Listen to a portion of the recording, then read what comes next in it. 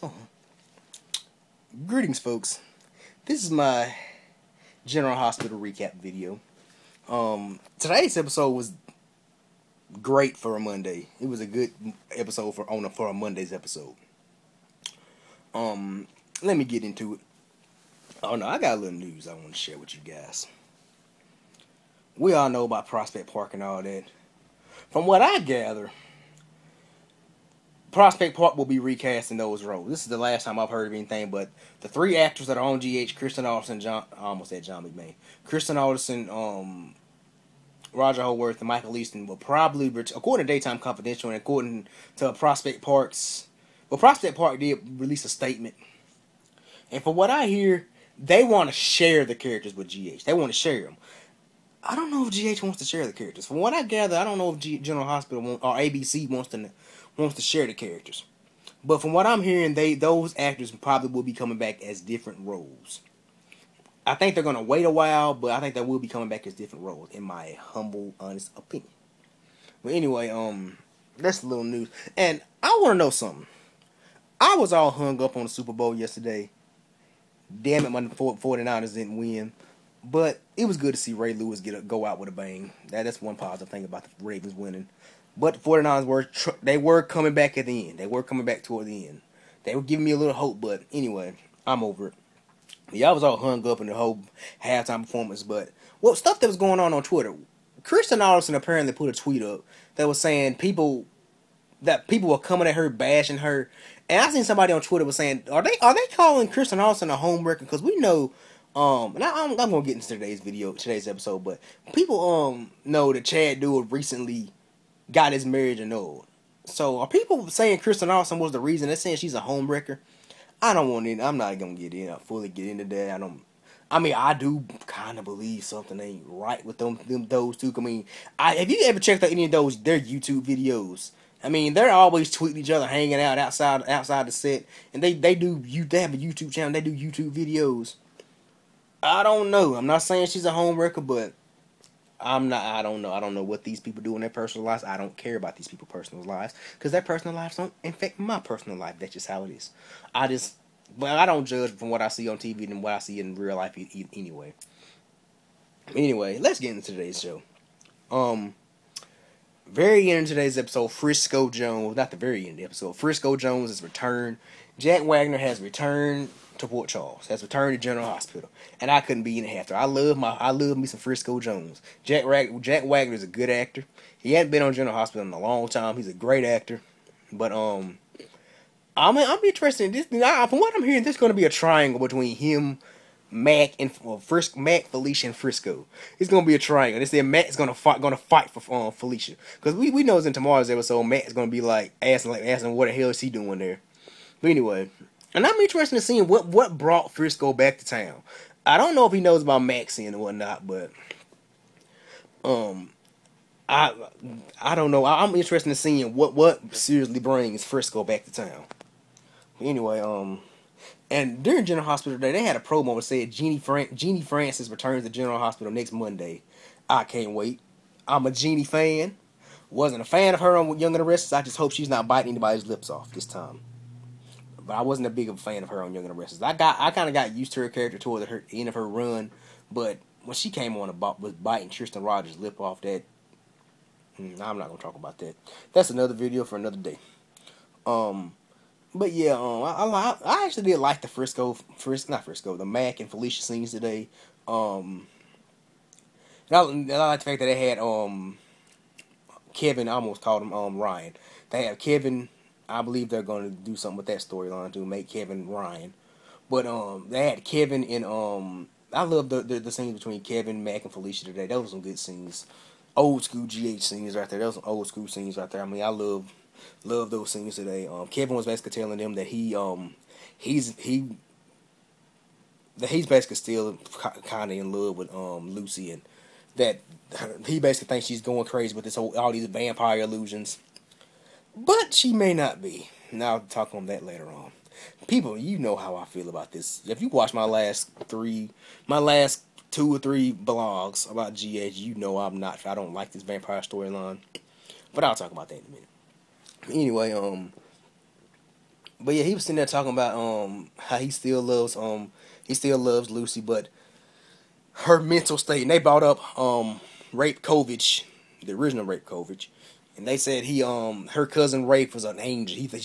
Kevin was saying something like Lucy believes her cousin was an angel coming down from the heavens to fight darkness, and that was kind of funny. Anyway, speaking of Lucy, I loved her scenes. I love the scenes the scenes with Todd and Heather and Lucy. They kind of had me rolling. When Todd was freaking out when he saw Heather, he was saying something like "not again, not again." Kind of saddens me that Roger Howard probably won't be playing Todd. May not be playing Todd anymore on GH.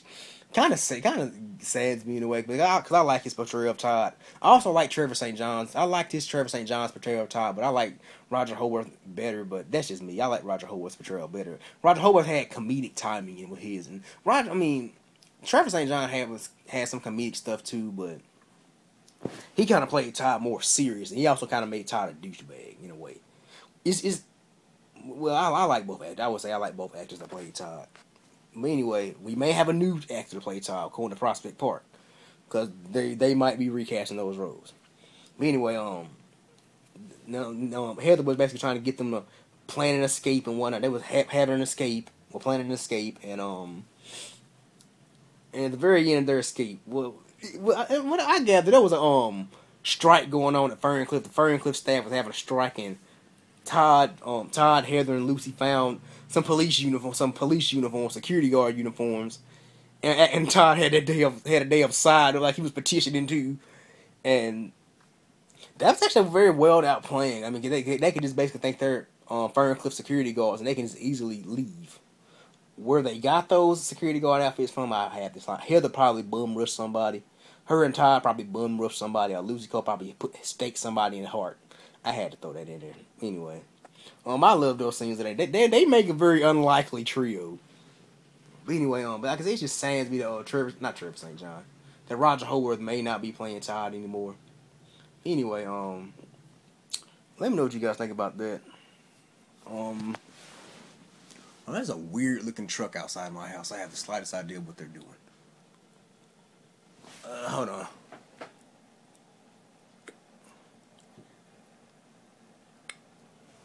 They're not bothering me. But anyway, it's the people that have come and fix our plumbing. We got people that come fix our plumbing. But anyway, now let's talk about this vampire stuff.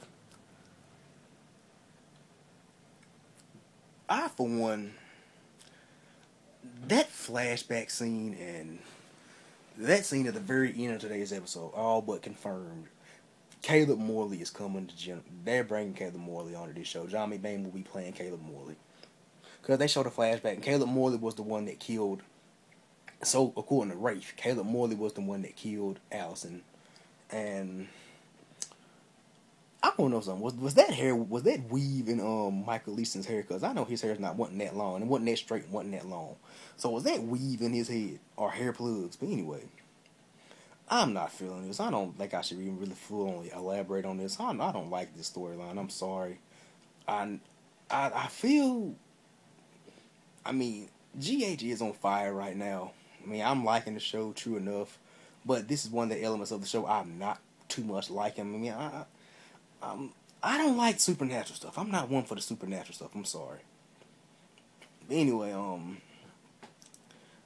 you may like this vampire stuff. I mean, if you like it, hey, that's you. Whatever floats your boat. I mean, that's you. If you don't if you don't like what I'm saying about this vampire storyline, you feel free to comment. I mean, I'm really interested in hearing other people's opinions on this. But I'm not feeling this vampire stuff. I mean, the actors are doing great in it. I mean, the acting is great, but I'm not feeling this supernatural vampire storyline. But I will say this: this show's most famous storyline was Lassa Fever. I know that because of my mom. Was Lassa Fever and Robin talking to Casey the alien. And also, this show, the biggest storyline on this show, I think, was a diamond that can freeze the world. So, hey, this show has had a lot of supernatural stuff. But anyway,